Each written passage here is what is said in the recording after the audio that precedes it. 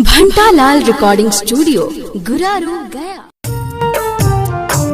गुड्डू साहब जिंदाबाद जिंदाबाद जिंदाबाद। पंचायत का मुखिया कैसा हो? गुड्डू साहब जैसा हो। हमारी बटन कहाँ दबेगा? क्या पड़े हैं चक्कर में? कोई नहीं है टक्कर में। गुड्डू साहब जिंदाबाद जिंदाबाद जिंदाबाद। मिक्स बाय विकास भारती। आगे हमरो अब गुड्डू भैया गरीबन के सनम गे मैं, गरीबन के सनम गे मैं, जाने ला जहनम गे।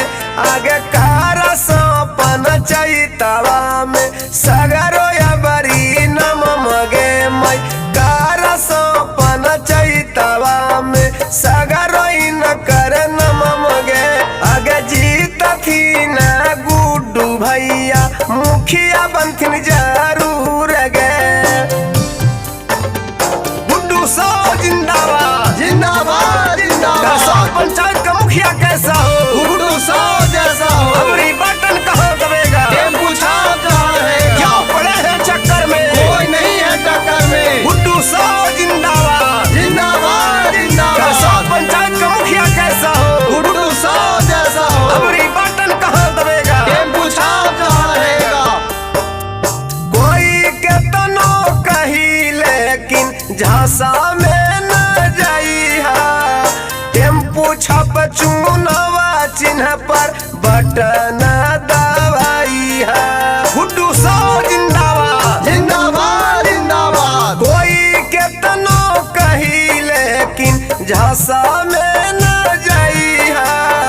क्रम संख्या 4 पर बटन दबाई है।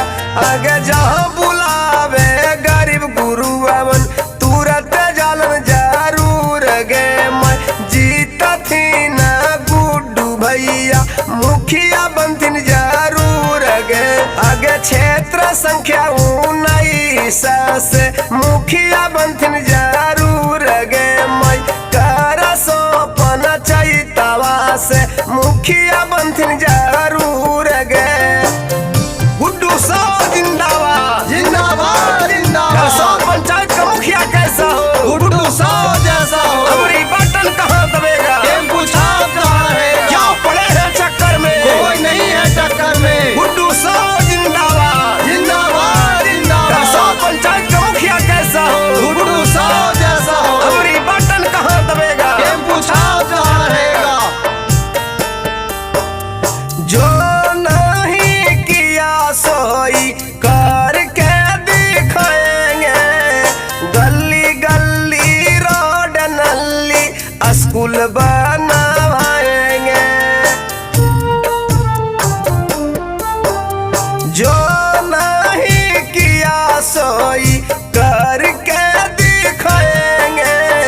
गली गली रोड नली स्कूल बनवाएंगे। आगे भंटा लगा के गीतिया भोटावा मंगथिन जरूर गे मैं। जीत थी ना गुड्डू भैया मुखिया बनथिन जरूर गे मैं। कर सपन चैतवा से मुखिया बनथिन जरूर गे मैं। टेम्पू छाप चुनाव चिन्ह जीत थी न जरूर गे। मिक्स बाय विकास भारती। गुड्डू साहब जिंदाबाद जिंदाबाद जिंदाबाद। पंचायत का मुखिया कैसा हो? गुड्डू साहब जैसा हो। हमारी बटन कहाँ दबेगा? टेम्पू छाप रहेगा। क्या पड़े हैं चक्कर में? कोई नहीं है टक्कर में। गुड्डू साहब जिंदाबाद जिंदाबाद जिंदाबाद। पंचायत का मुखिया कैसा हो? गुड्डू साहब जैसा हो। हमारी बटन कहाँ दबेगा? टेम्पू छाप रहेगा। घंटालाल रिकॉर्डिंग स्टूडियो गुरारू।